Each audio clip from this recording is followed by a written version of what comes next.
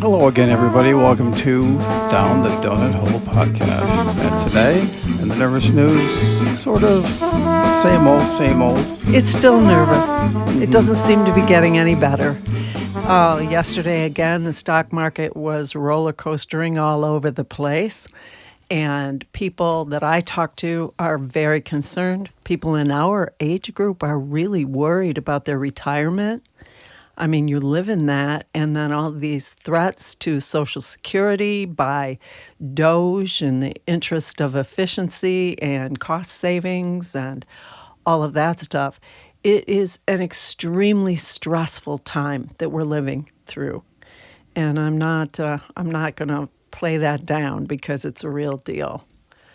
So, I saw this morning on Fox Business that Kevin O'Leary is encouraging President Trump to take what he calls this off-ramp. He claims that President Trump's policies, have brought the EU to its knees, and that now would be a time to negotiate 0 tariffs.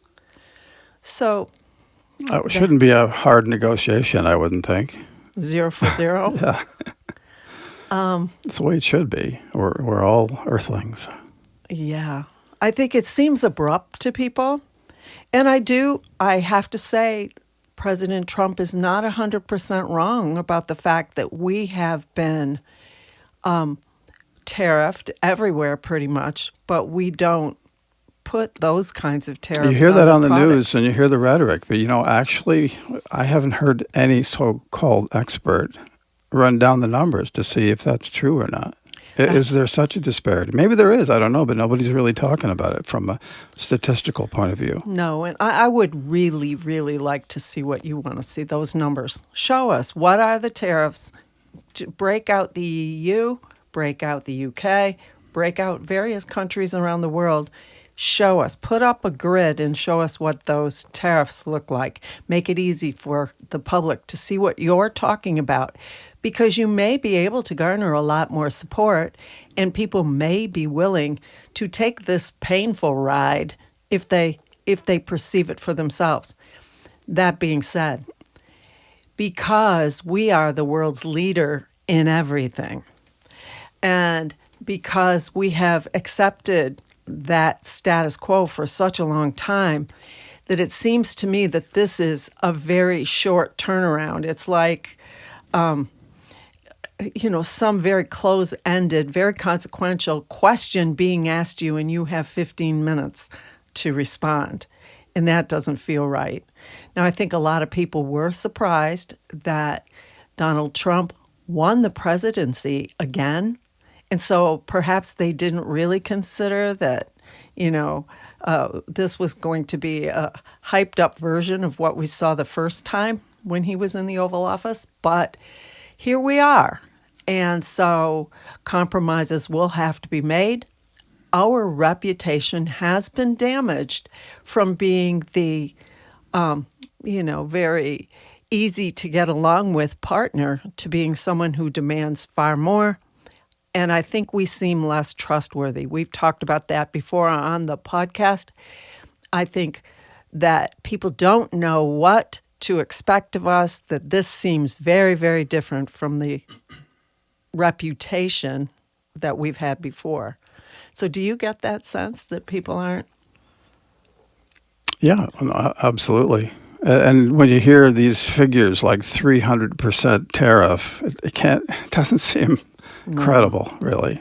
And you hear that from the top, the president. No.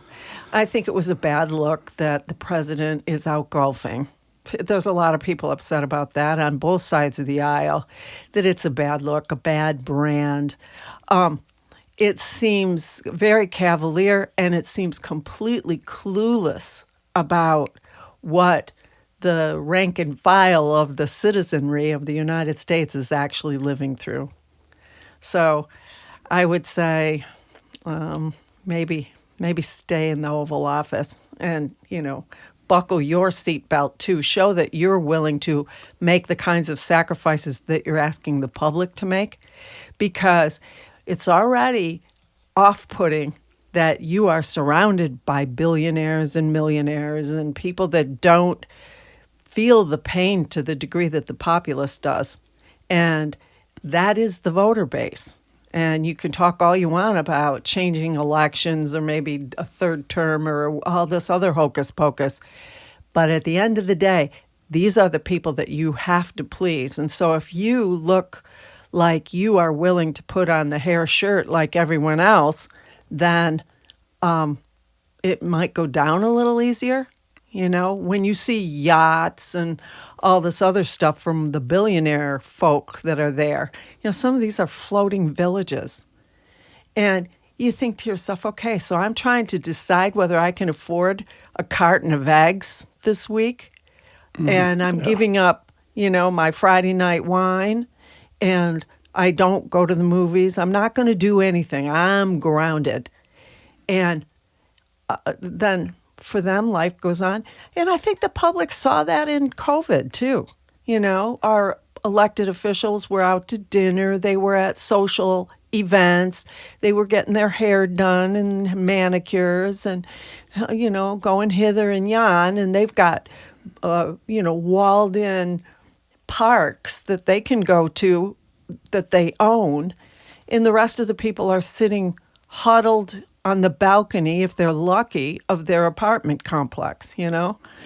And we're not even welcome to walk down to the park with the kids. And so this is kind of close to that. I mean, that isn't far enough in the rearview mirror that we're not remembering that. So I would say, if you want to sell this plan to the public, then share the burden. Don't dump it on the populace, and then you go skippity-doo-dah about your life, because that's just going to get people even more angry. And especially the almost half the voters that chose not to vote for you for whatever reason. And so people are willing, I think, to hear it out. We have to. We have to hear it out. And it's the same with any argument. You know, if you get your back up and dig in and refuse to hear anything that the other person has said, it's a clash of titans, and it's going to continue to be a clash instead of two thoughtful persons with varying viewpoints trying to arrive at a workable solution that's going to be functional. Doesn't mean everybody's got to like it. It's just got to be functional. Well, I have to say that the most recent story that I heard about all the efficiency stuff, I have to agree with wholeheartedly. Did you see that bit about the limestone caverns or the old?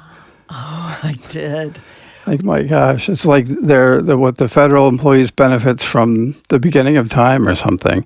And it's are miles. on paper, and there are literally miles of these filing cabinets, 25,000 of them or something. Literal filing cabinets stacked up. So I think Mr. Musk and his crew ought to head right there. Well, I that's think what he wants to go. I mean, I can't criticize him for that. When he found out about that, apparently, he said, "What? This is all on paper and some sort of an old limestone mine? You're Turn kidding me. loose." Well, We have to get this digitized and all that." So it's like, yeah, that's pretty crazy. well, you know what? They haven't liked having women in the military. Why don't you round up some of the capable women in the military and ask them to come, because they're excellent at anything that requires a lot of method. And I mean, studies have shown that any kind of like piecework, anything like that requires a high degree of patience and stamina, the women are outstanding at that. I mean, just in physical stature, women may find it more difficult to pass the boot camp test, you know, where you're heaving yourself over a giant wall or something. But and I'm not saying anything about anybody, you know, I'm not denigrating people that can get up over the high wall and swing on the ropes and do all of that stuff. That is marvelous, and nothing should take that from you.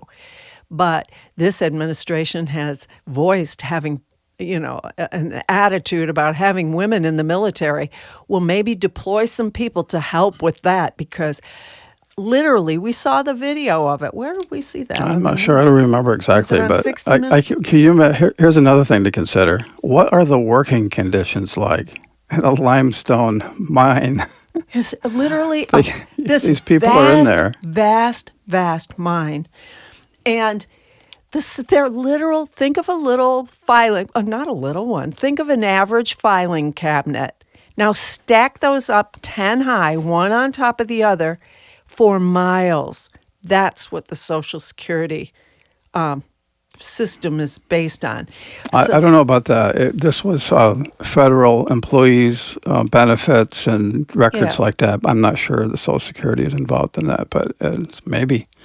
Well, that all needs to be digitized. It all needs to be digitized and collated, and that's going to take some manpower. And so if they divided that up into sectors, I'm sure they could, accomplish that task by the end of President Trump's current term.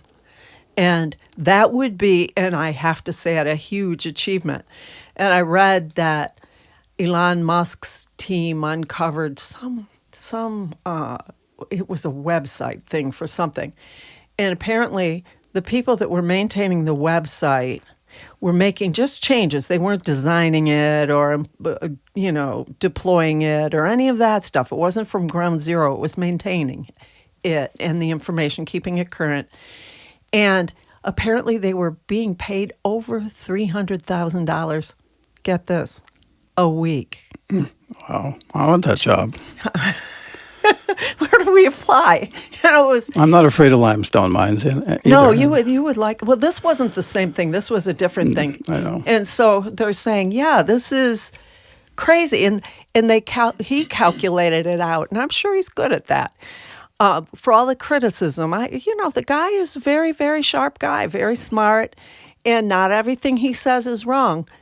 And as an American, I think, holy smokes, that's nuts. But he said it would take, to do what these people were being paid over $300,000 a week to do, was about 10 hours a week. So over the month, not even a full work week was put in, and yet they'd be yanking in tremendous amounts of money, over $1 million in a month. Wow. I don't know whether there's now when I say that, that's from a citizen perspective. But I do know that some of those places, if you're in those records, you have to carry monstrous insurance policies that you don't screw everything up and blah, blah, blah. There's always hidden costs. And so while that number sounds massive, I sound like I'm talking in circles, but I know from experience that there's always way more to it. I remember one time we were doing a video job, and it was kind of a light thing for Niagara. It wasn't for Niagara, but it was at Niagara Falls, an event that we were doing video. And we wanted a quick shot of Niagara Falls, of course. Like they do a stand-up, so to speak, in front of something or a nice background. Nice background, and at the time we had a big TV camera with us. And we're doing this thing, and all of a sudden the Niagara Falls police came and stopped us. And wanted to know what we were doing, who we were with, what the purpose of our video was, all of this stuff. And then they asked to see proof of $1 million insurance policy. Like we could do any damage to Niagara Falls. Yeah, well, that wasn't what it was about. And I should have thought ahead of time, but I didn't. It didn't occur to me. The real issue was they put that high number on there because there have been people that have tried to go over Niagara Falls in a barrel, and they like to have some sort of sophisticated camera there to capture the moment of their, lifetime adventure. And I should say lifetime because it'll pretty much end there. And so by putting that high requirement, they weed out people that are just having, their friend or their boyfriend or girlfriend videotape their daredevil adventure. So I just, that didn't occur to me for 1 second. Yeah, that's right. And didn't you have one issue with that? And this is way off track, but didn't you have an issue when you were working at a TV station? Yeah, no, it's hard to recall that actually.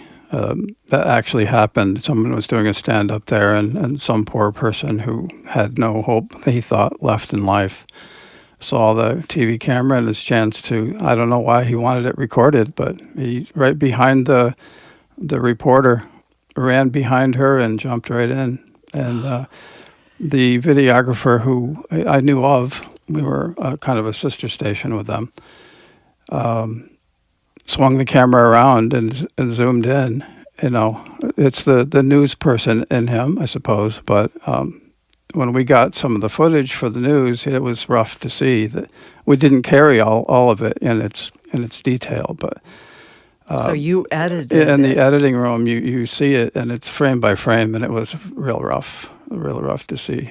Well, I hadn't considered any of that would be an issue. And so now I have to say, that's perfectly justifiable. And it was right and proper that they stopped us, because I didn't think about that. Because people will do, wild things for that moment of fame, even if it's their last moment. And I think people that feel insignificant or abused, or just like you haven't done anything with your life, and that little voice is in people's heads, because it happens to everybody. And so I think they think, oh, hey, here's a chance. But wow. So all this to say, and back to Mr. Musk finding this and calling attention to it, I am sure that that's a great headline. It seems like a very justifiable reason to be going through, everything. Yeah, in well, that's such a something short time. clearly obvious that needs But to we be still- become efficient. It still needs to be like that number, over $300,000 per week for just a little, update on a website. We need to understand what that figure really represents. Do you have to get specialized personnel? Because it wasn't described what the website really was. Are these real elite people that we need? Do they have to be vetted? What are the parameters of why that number might have seemed justifiable in the first place? Because, I know government just kind of passes over things quickly in the interest of just getting on to the next thing. I think everybody's guilty of that. You cut corners, you don't pay as good enough attention. Here's a little example of not paying good enough attention and asking what the numbers mean. We had a well dug. And one of the ways that I thought we could cut the cost down was by saying that we would do the cleanup. Now, in my mind, I'm thinking, okay, I'm going to pick up a couple pop cans or iced tea cans and maybe a coffee cup or two and some candy wrappers and maybe some McDonald's bags and stuff. I'll clean it up. Why do I care? Little did you know. Little did I know. What it was cleaning up the clay slag that came up out of the well when they dug it. And, it was horrible. It was so gooey. I had no idea that's what cleanup meant. And I didn't ask. And that's my point. I didn't ask. So when it said cleanup, I had this one impression in my head of what that meant, when the truth was, oh my goodness. And if I recall correctly, the number that And if you they had put- asked, they would say, it turns your entire front yard into quicksand for about a month. Oh, for longer than that, because every time it rained, it would rehydrate and turn back into goo. Literally, we had to walk around out there with these wellies on, the big boots, rubber boots. And I thought, when I went out there and I realized my mistake and not just paying the stupid money and having them clean that mess up, I thought, hey, I could probably make some bricks. Well, I thought I remembered, you add some straw to it and this and that. And so I did that. And, I added some weeds to it. And I got a cake pan, a heart-shaped cake pan. I thought, this will be darling. I'll make a little patio out by the back steps. So I mixed it all up and stuff, and then I tried to bake it in the sun. We had a run of hot weather. And they were really drying, and they pretty well held their shape out of the cake pan. And I had a bunch of clay in weed. Well, it was a hot summer, but not quite the temperature of a clay firing. No, and they just, every time it got wet out there, and I did put a tarp over it to keep them dry, but it wasn't enough. And then they were all crackety and stuff. So I had fun playing in the clay, a little bit of the clay, but oh, that was horrible. So my point, hidden costs. And what does that number really represent? And so don't take it at face value. And again, every day we say, do your own research, ask questions. We want a list of what the tariffs worldwide are. We want a list of what does that over $300 per week, what does that buy us? And until the public has a better sense for those numbers, and I think especially the populace, maybe billionaires just write checks or big governments write checks because they can cover it. But I don't just write checks. And so that's why I wind up with a backyard full of clay. And this will make you feel better. It made me feel worse. There wasn't a single McDonald's bag out there. There wasn't a single coffee cup or anything else. It was just gooey clay in 2 colors. And I thought that would be cute in the patio. But oh boy, did I learn my lesson or what?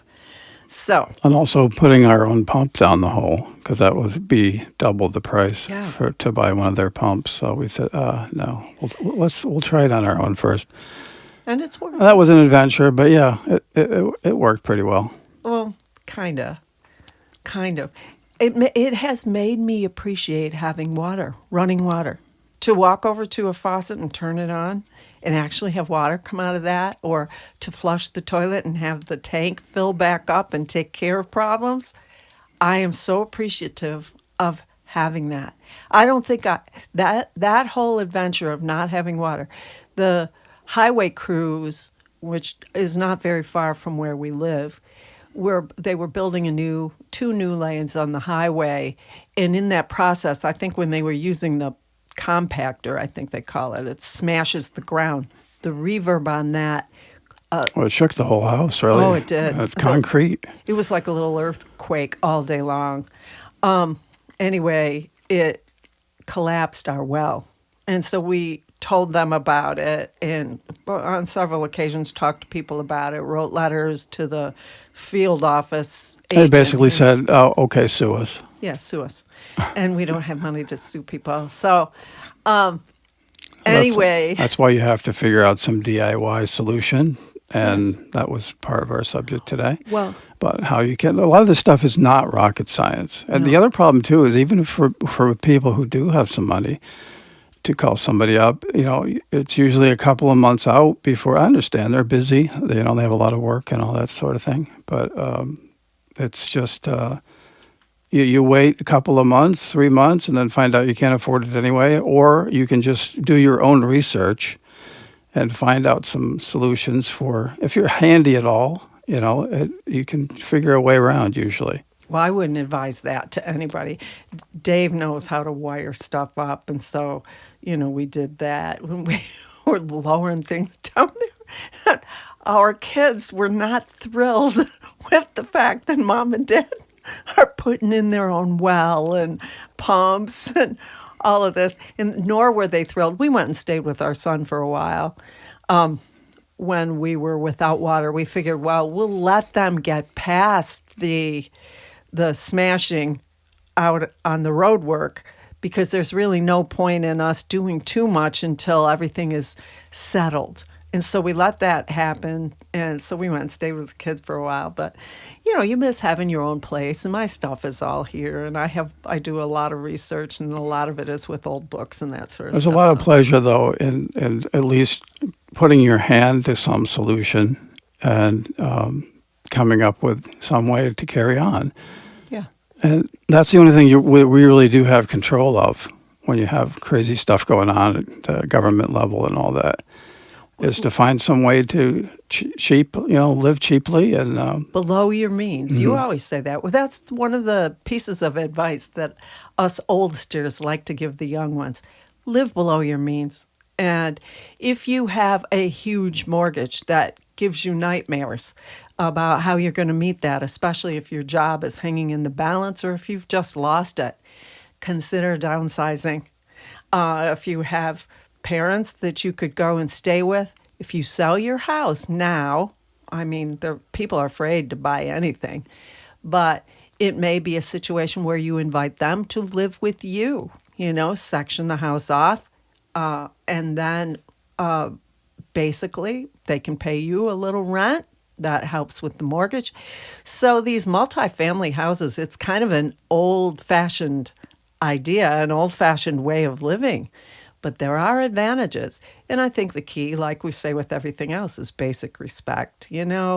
Strike a balance, be clear going in, and look for creative ways to make a situation like that work. I think I read recently that down here in Florida, they're easing restrictions on putting a granny flat, a tiny house out in the backyards of properties.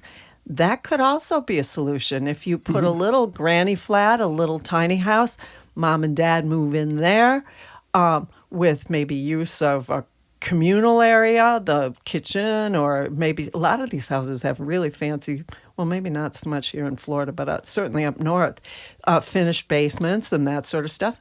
Those spaces, if you think differently and think about those as the communal area, the heart of well, that's the way it used to be. complex. Family Yeah. groups cooperating together, and not like today where everybody feels like they need to duplicate the cost of living for each person in the family. Yeah. It makes a lot of sense to co-op Oh, it absolutely. wherever you and however you Well, can. think about it. Even just like doggy daycare. Mom's got a dog. She wants to go visit her friends, doesn't want to take the dog.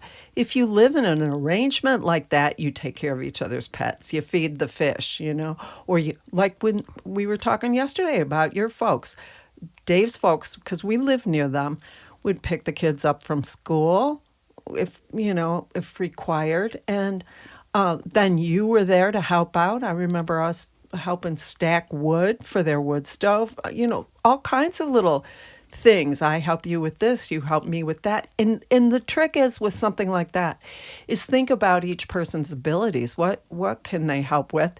And what can you afford? I mean, money was easier for us than it was for you folks, but they had more they were there, and their schedule at that point in their life was a lot more flexible, and that helped out a lot. So you don't keep a dollar for dollar tally because that'll get you nowhere. But it's more intent, and time is the thing, and those arrangements work out beautifully and for everyone. Because I think loneliness, certainly in senior years, is a real problem for people. But if they can just keep their eye on the boys, out back, make sure that some of their adventures are not too dangerous, just look, or make them a sandwich when they get home from school. It doesn't have to be that difficult or taxing or draining or anything like that. But the quality of life works. Single moms consider, sharing expenses with another single mom and kids. That can work as long as everybody's on the same page. And I don't think it's a bad idea to sit down and write down what are the expectations, what are the rules, and what's the remediation if you can't live by those rules. Now, when you're dealing with kids, there's going to be exceptions. It's going to be lights out at X time, and then there's some kid that's not going to do it. But, if the rules are written down, I do think that kids tend to have a little more awareness of the fact that, hey, this is a real thing. This isn't just because sometimes they're happy-go-lucky kids. They're in their own little world, and if it's something you're just telling them, it doesn't seem as official as if it's a written down thing, and everybody's got their chores, and we've got to do this because we want a nice place to live. So there are creative ways of doing things. You've heard me talk, I think, in the early weeks of the podcast when we launched. At one point, or maybe more than once, because I'm in love with these stupid appliances, we bought a little, one of those little portable washing machines and a little portable dryer instead of the big washers and dryers. So I have a hookup here for them. We've never hooked it up, but it was working. The previous occupants of this house had a full-on washer and dryer. But Dave did the math on it, and he said that, those dryers are one of the biggest contributors to the electric bill. What else, Dave? Well, the heating system, there was central heating and air system, which is, always needs maintenance. Mm-hmm. So that's one thing. But anytime there's usually some sort of solution for anything that requires electricity to get a unit that is more efficient in terms of, the size, perhaps. And also, the voltages, there's usually good options for lower voltages that you can run. And if you're at where you can do anything with solar or wind or something like that, it makes it easier for you to power that sort of stuff that way, too. We have one of those, it's like one of those tall dorm fridges. It's about, 40 inches high, Something like I would that, say. yeah. It's got a little freezer that fits a pizza, most pizzas. It fits a 12-inch pizza in there, which if you go to buy one and you decide... Bring a pizza and make sure it fits. No, just have your pizza dimensions and, bring a little measuring tape and measure the inside, or just ask because I think a lot of people ask those It'd questions. be easier to just bring a pizza. Oh, no, because then you feel like you needed to, try out cooking it on one of the stoves or something. But no, really, there was a refrigerator that came with this house, but we said, no, that's because we too want to big. travel, but we have a very limited income. And so we have decided that we were going to make drastic cuts in our expenditures and we were going to stick by it. So the little washer and dryer, perfect. The washer has a wonderful wringer. It wrings out better, I think, than the big washers do. But it slides in under our sink cabinet. We had that made a little bit taller. It fits right in under there. The dryer fits in under, and that's a little cube. It's about a little bigger than a dorm cube fridge, about that size. And that dries clothes perfectly. I hang them on the line, except for the little stuff, socks, underwear, any of that stuff. They And it just plugs go in the into any dryer. outlet. Yeah, this plugs It's into not any a, outlet. Not a 220 outlet. It does a good job. One of the tips that I use, and this will work in a big dryer too, to shorten the time that you're running it. If you have a load of like underwear, socks, things like that, throw a dry bath towel in with it, and it'll cut your drying time considerably. So I do that. I have a little dry, clean hand towel I throw in with the Yeah, that makes underthings sense. and the socks. It dries much, much quicker. The other rest thing of is the the stuff I baking. do on the line. The baking oven. Yeah. I always took note of the fact that you have the normal, we'll say, American fridges, which is what they're called in Europe, actually. Worldwide. Oh, there's an American fridge. Look at the size of that. But also the oven and the cooktop. The combo ones that have a really, really big oven space. Mm-hmm. But a lot of the time, what you're putting in there is relatively tiny, and you have to a tin heat. of muffins. Yeah, you have to heat that entire space up to as if you had it chocked full of stuff. And that's an energy waste for sure. But the one that we have is small, a French door. Basically, It's you a could call it, toaster oven. well, you could call it that, but that doesn't do it full justice, really. But it's big enough for, like you say, the pizza and all that stuff. And because it's a smaller space, it heats up quicker and uses less energy. Yeah, way less energy. I do not have a conventional oven. We have a gas cooktop, but I think that's kind of important. I know that they're frowned on these days, but for me, that's a backup way to cook in the event of a power outage. So I'm not Exactly. willing to give that up. I'm really not.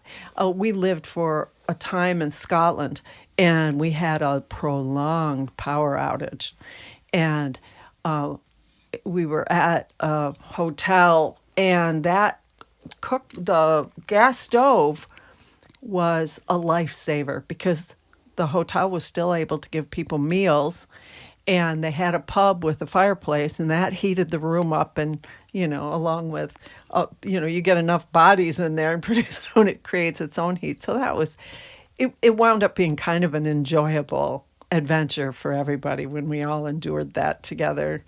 And I mean, for us living in the South now with all of these severe weather problems, it's important to figure those things out. And I will say, having the smaller fridge, if we solar charge like car batteries, we can run that fridge for a considerable amount of time Yes, on that's batteries. right. Yeah, a lot of the inverters these days have gotten a lot more efficient, and so you can run 120 volt AC from a battery that way with one of the inverters. And back in the early days of that sort of device, they were not very efficient, but now they are, and it is feasible.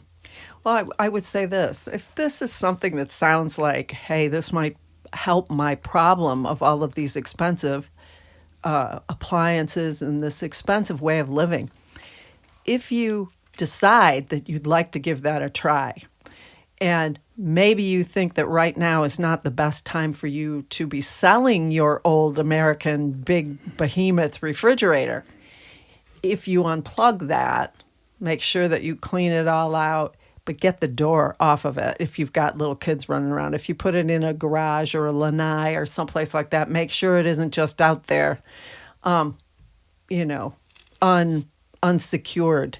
The best thing to do would be to go ahead and sell it. Here's another thing with that, I will say. Ours right now, and like I say, it's about 40 inches from the floor up. And what I'm wanting when my sons come, or maybe we'll get to it, you and I, but I want to build a riser Yeah, for we'll it. get around to it. Yeah, we'll get around to it.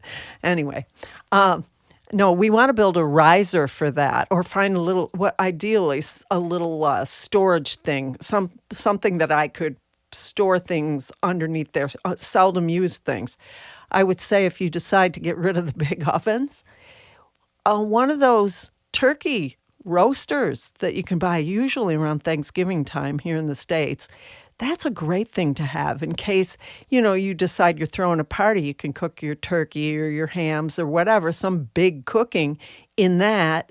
And then the rest of the time when you're just I can do a dozen muffins in this toaster oven, no bother. And I'm not heating that all up. It's faster. The results have been great. And I just think there are ways. Look for the things that are going to be most impactful in, really drawing a bead on the big heavy-duty appliances. That's a good place to start, cutting those bills down. And then just being mindful of usage, just like I think most of us remember our parents, hey, turn those lights off back when we had the old style light bulbs and stuff. I still do it. I am so conditioned it makes me nervous when there's lights blazing in a room that nobody's in. Yeah, that's right. But they're a fraction of the energy use now with the LED bulbs. Speaking of rooms that nobody's in, during the winter months, even down here in Florida, it gets chilly. But there's like an arched doorway between two rooms and a door on the kitchen, which I will never get rid of. I know people have loved these open floor plans, but in cold weather, that means that you have to heat that whole space. So when you live cottage style, and this is a cottage that has grown over years, little additions put on here and there, and that's what I love about it. I love those quirky spaces. But our kitchen used to be, I think, a porch. I think it was a porch because it has a poured concrete floor. But there's a door that goes out to that kitchen, which is spectacular. Yeah, like the Spice Kitchen. I learned what that meant. You learned that on one of those home That's buyer right. shows. Something like, I don't remember the name of it, but there was a few of them on cable for a while there. But yeah, I think Spice Kitchen. What's that? But it's basically a kitchen area that's behind a door, so that you don't stink up the whole house with fish cooking smells or noxious spices Well, I and love things. having that door there, and I especially love it in the winter. I put a fancy curtain rod on above that arched doorway so we can seal that off. And then we have one of those electric radiators, the kind that's on wheels, you can roll it around. And we just heat that room, close it up as much as you can. So if we're watching TV or we're on our computers or something like that, we heat that room. We don't try to heat the whole house, Right, just where you are. just where the you time. are. Yeah. And we have one of those radiators in And the bedroom. liquid filled radiators are most efficient because, of course, the thermostats cycle them on and off. But when they're off, even they're still radiating because of the liquid inside. Yeah. I think that when we first started making the transition to a much lighter footprint, there were frustrations. It's hard on a cold morning when you get up and the bathroom is like a refrigerator. That's hard. And I think one of the things we've talked about doing is for those months, maybe putting one of those radiators or something on a timer. So, and positioning one nearer the bathroom. The problem is there isn't a good outlet anywhere handy 2 hours. And so, it would involve more than just plugging in a radiator. Yeah. And those are the little things that you run into when you're making those decisions for your own space. And I'm so happy we did that because it's given us a little more freedom to go and do things. Now we have less free money to go and do some fun little things because of the grocery prices. And now with this looming tariff thing and, I don't know. I think that's going to take a kind of a bite out of some of our fun money, which, believe However- me, it is not a big pile of money. However, when you are away, excuse me, you do save some money. You can shut down everything. And we have found on certain trips that we've actually saved some money by being away Well, for I that think, reason. I think because if you have a number in your head, I can't spend more than this. And I think that on a trip, you're counting your pennies a lot more closely than maybe you that's do true, when you're yeah. home. So I think that would be true. In a cold shutdown of a house, if you're going to travel, and I think speaking of travel, I think if you can zone off your house where you're using smaller spaces or you're sharing spaces with someone else, and then begin to think in an RV lifestyle. What does an RV look like? How do they use space? One of the things that we used to love doing is go to those RV shows, maybe not with an idea of selling your house and buying an RV, but go look at how they organized space because the storage is fantastic in those. They do such a great job.